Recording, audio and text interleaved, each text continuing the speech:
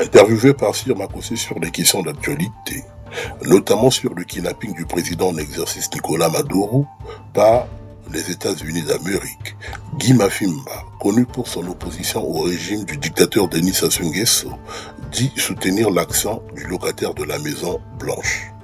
Il affirme que l'administration américaine devrait s'intéresser aux dictateurs africains, notamment à Denis Sassou Nguesso en République du Congo. Une lecture assez biaisée de la géopolitique internationale. Le droit des peuples à disposer d'eux-mêmes. À disposer d'eux-mêmes. L'intégrité territoriale. Ben oui, aujourd'hui, pourquoi on va accepter que quelqu'un qui a perdu les élections, qui reprime son peuple, que personne n'intervienne? Non. Le droit est une construction inachevée.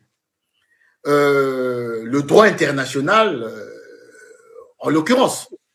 Et donc, le droit international aujourd'hui, au regard des peuples, au lieu de laisser les peuples quitter les pays, aujourd'hui, M. Sir Makossé, prenons l'exemple du Congo-Brazzaville. Moi, je suis beaucoup des dossiers, des amis, des jeunes frères à nous, des jeunes talentueux à l'OFRA. Est-ce qu'on peut estimer le nombre de Congolais du Congo-Brazzaville qui ont quitté depuis 2015? On peut arriver peut-être à 300, 400 000 Congolais qui ont quitté le pays. Et ils viennent dans ces pays-ci, comme la France, on nous demande « Ah, vous êtes des immigrés ». Mais non, il faut demander à Paris de ne plus regarder le concept de légitimité, c'est-à-dire qu'un régime ne peut pas être légitime lorsqu'il bafoue les droits les plus élémentaires des peuples à disposer d'eux-mêmes, à choisir leurs dirigeants. Et c'est le cas du Venezuela aujourd'hui. Moi, j'applaudis et j'encourage Donald Trump d'aller capturer tous les chefs d'État qui martyrisent leur peuple, qui ont des prisonniers politiques, qui privent leur peuple de l'eau, de l'électricité, en tout cas du minimum vital. Et donc donnant à l'état de nature? Non, ce n'est pas l'état de nature, M. Sir Makossé. L'état de nature, c'est lorsque vous privez le peuple de l'eau. L'état de nature, lorsque vous privez le peuple de l'électricité. L'état de nature, lorsque vous privez... M. Sir Makossé, les deux que je viens de citer tout à l'heure, mon oncle, Valentin Milapied, mon grand frère, Serge, est mort de quoi? Ils étaient diabétiques. Parce qu'ils n'ont pas de soins. Parce que les hôpitaux sont en grève. Vous le savez. Voyez-vous? C'est ça l'état de nature. Mais en même temps, le PCT a organisé un congrès qui a coûté peut-être 1 milliard. Où est l'état de nature? Où est le régime? Où est l'humanité? Et ce régime? Où nous qui souffrons, où nos parents, à vous et moi, ont été privés de leur pension, ne serait-ce que pour passer les fêtes. Non, revenons à des choses essentielles, fondamentales. Et rejetons cette histoire des bantous, machin quoi. Non. Ce qu'a fait Donald Trump, le discours qu'a tenu Donald Trump, on va me dire, oui, c'est pour le pétrole, très bien. Mais est-ce que le pétrole vénézuélien profitait aux Vénézuéliens?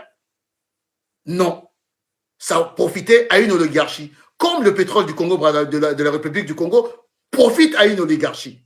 Et aujourd'hui, si on peut débarrasser le Congo de ce régime qui prive les Congolais des ressources de leur pétrole, mais M. Sir Makossé, qui va dire non?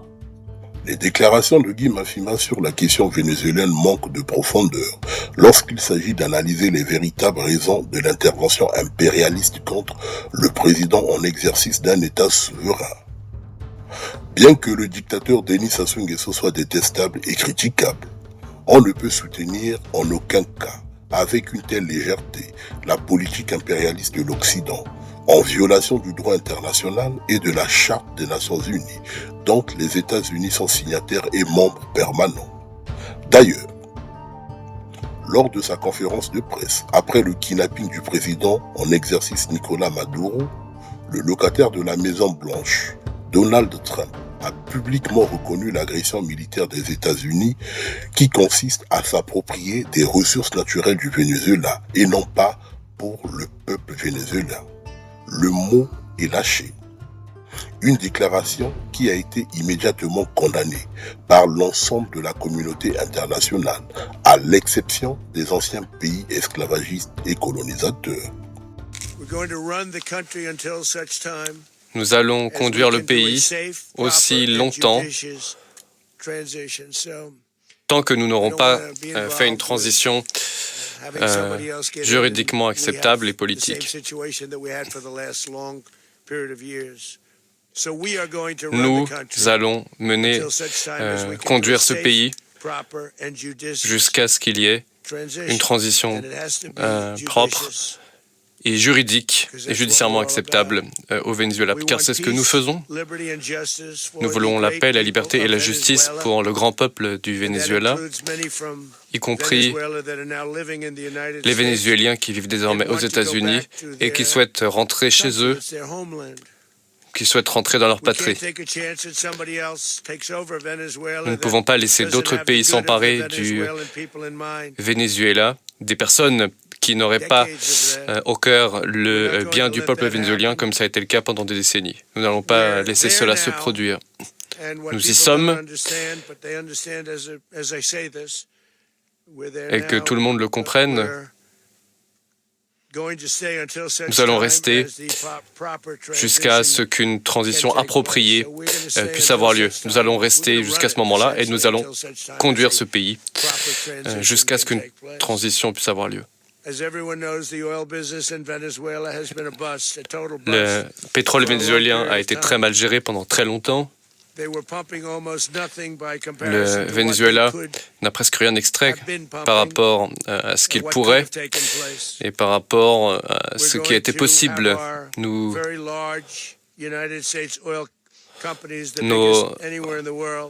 grandes compagnies pétrolières, les plus grandes du monde, vont entrer sur le marché, dépenser des milliards de dollars, réparer l'infrastructure délabrée, l'infrastructure pétrolière, et vont commencer à faire gagner de l'argent à ce pays.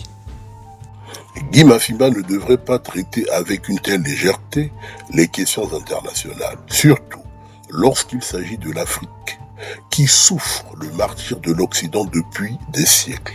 Je répète pour la deuxième fois, Guy Mafima ne devrait pas traiter avec une telle légèreté les questions internationales lorsqu'il s'agit de l'Afrique qui souffre du martyre de l'Occident depuis des siècles.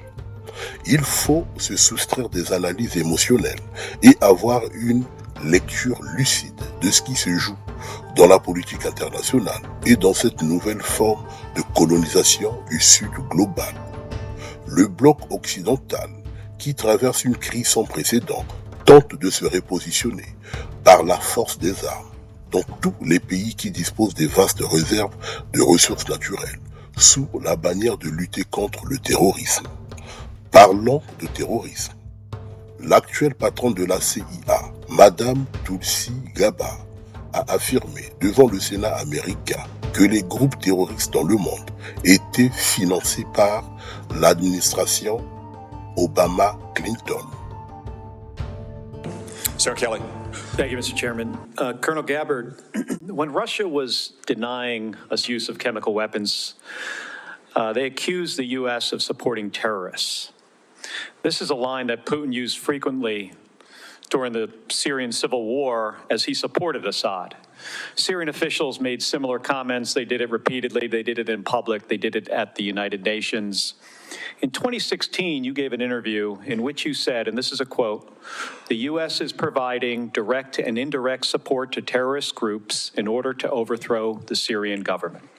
And in 2019, on the Democratic presidential debate stage, you said of President Trump, this is a quote, "This current president is continuing to betray us. We were supposed to be going after al-Qaeda, but over years now, not only have we not gone after al-Qaeda, our president is supporting al-Qaeda." So I'm interested to hear, what was your goal in saying these things? And did you consider, before saying them, the motives of Iran and Russia, what their motives might have been before making these claims?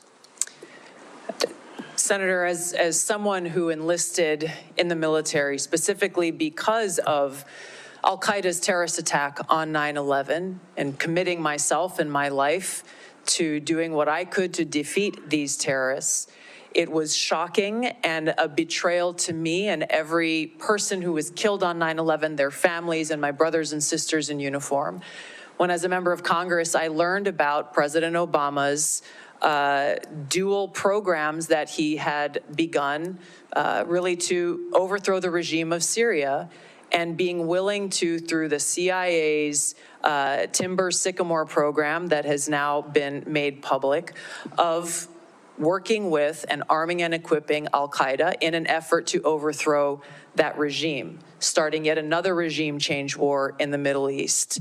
DoD train and equip program, again, begun under President Obama, is widely been known, looked at, and studied, that ultimately resulted in over $500 million being used to train who they called moderate rebels, but were actually fighters working with and aligned with al-Qaeda's affiliate on the ground in Syria, all to move forward with their regime change and not acknowledging what was obvious at the time and what has unfortunately borne true, which was that a regime change war in Syria, much like the regime change wars in Iraq, the toppling of Gaddafi and Mubarak, while these are all dictators, would likely result in the rise of Islamist extremists like al-Qaeda taking power. I shed no tears for the fall of the Assad regime, but today we have an Islamist extremist who is now in charge of Syria, as I said, who danced on the streets to celebrate the 9/11 attack, who ruled over Idlib with an Islamist extremist governance, and who has already begun to persecute and kill and arrest religious minorities like Christians in Syria. I understand. Why that should be acceptable to anyone is beyond me. It shouldn't is be. certainly And I not in our understand, and interests. I appreciate your answer, and thank you. My concern has to do with the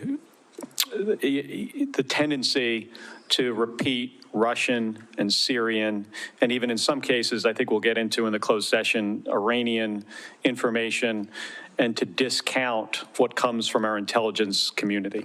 Senator, every American deserves to know that people in our own government were providing support to our sworn enemy, al-Qaeda. That should not be acceptable by anyone. Il est bon de savoir que le terrorisme est un cheval de Troie pour l'Occident, afin de s'accaparer des ressources naturelles des pays du Sud global. Nous dénonçons et nous combattons le régime du dictateur Denis Sassou Nguesso, c'est vrai. Cependant, donner caution à l'Occident de violer le droit international et la Charte des Nations Unies pour kidnapper un président en exercice sous des prétextes fallacieux, il faudrait faire preuve d'absence de lecture historique de la politique impérialiste des États-Unis d'Amérique. Nous parlons de souveraineté des États, de l'inviolabilité et du respect du droit international. Cautionner une telle action, c'est accepter une recolonisation du Sud global par l'Occident en déclin. Et ça, c'est la ligne à ne pas franchir pour tout intellectuel conscient de l'histoire tragique de l'Afrique, mais surtout des atrocités coloniales. Dans une nouvelle phase dramatique de l'histoire de notre monde, celle où les États-Unis d'Amérique, renouant avec leurs habitudes impériales les plus détestables, interviennent sur leurs voisins et menacent tous les autres. C'est une fois de plus le pétrole qui est la cause réelle de cette intervention, la lutte contre le narcotrafic n'étant qu'un prétexte.